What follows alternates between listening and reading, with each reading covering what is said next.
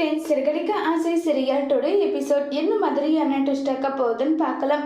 ரோகிணி வந்து ஆண்டி இல்லை ஆண்டி, இவங்க சொல்றது எல்லாமே போய் எதுக்காக அங்கிள் என்ன பார்த்து இப்படி சொல்றீங்க, நீங்க என்னுடைய மாமா தானேன்னு சொல்லி ரோகிணி எவ்வளவோ ட்ரை பண்றாங்க உண்மையை மறைக்கணும்னு சொல்லிட்டு. உடனே இல்லம்மா, இதுக்கு மேலேயும் வந்து நீ போய் வந்து சொல்லிக்கிட்டு இருந்தா அதுல வந்து என்ன நடக்க போகுது, வேண்டாமான்னு சொல்லிட்டு அவங்க அங்கிள் சொன்னதோ உடனே ரோகிணிக்கு வந்து என்ன பண்றதுன்னு தெரியாம ரொம்பவே குழப்பத்துல இருக்காங்க.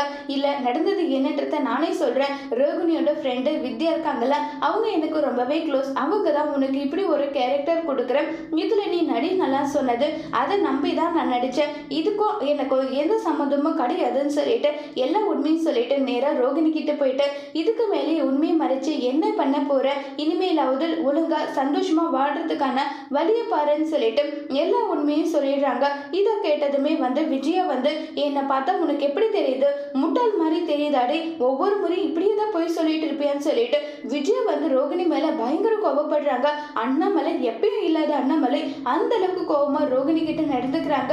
எதுக்காக இப்படி போய் சொல்லிட்டு இப்படி இருக்க, உங்ககிட்ட வந்து பண விஷயத்திலேயே வந்து சொன்ன, என் குடும்பத்துல இருக்கவங்க பணம் கொடுத்தாங்க, அது இது நீ பட்டுக்க சொன்ன, அதையும் நாங்க நம்பணும் தானே, கடைசியில நீ இப்படி பண்ணிருக்கே நல்லா சொல்லிட்டு ரொம்பவே கோபப்பட்டு பேசிக்கிட்டு இருக்காங்க. இல்ல அங்கிள் அது வந்துன்னு சொல்லிட்டு சொல்ல வராங்க. அப்ப கூட கேட்காம வந்து ரொம்பவே வருத்தத்துல வந்து காவேரி இருக்காங்க. இப்ப என்ன பண்றதுன்னு தெரியாம ரொம்பவே வருத்தத்துல வந்து இருக்காங்க. அடுத்ததா விஜயா வந்து நீ எல்லாம் வந்து என்ன மனுஷன் தெரியல, பொயிலே ஊறி பொயிலே வளர்ந்துட்டு இருக்கியா நீ நல்லா சொல்லிட்டு விஜயா ஒரு பக்கம் பயங்கரமா கோபப்படுறாங்க. இல்ல ஆண்டி, நான் சொல்றதை கேளு போதும், உன் வயல என்ன ஆண்டின்னு கூப்பிடாத, எந்த அளவுக்கு கேவலமான ஒரு வேலையை செஞ்சிருக்க நீ சொல்லிட்டு விஜயா ஒரு பக்கம் பயங்கரமா கோபப்பட்டெல்லாம் பேசிட்டு இருக்காங்க.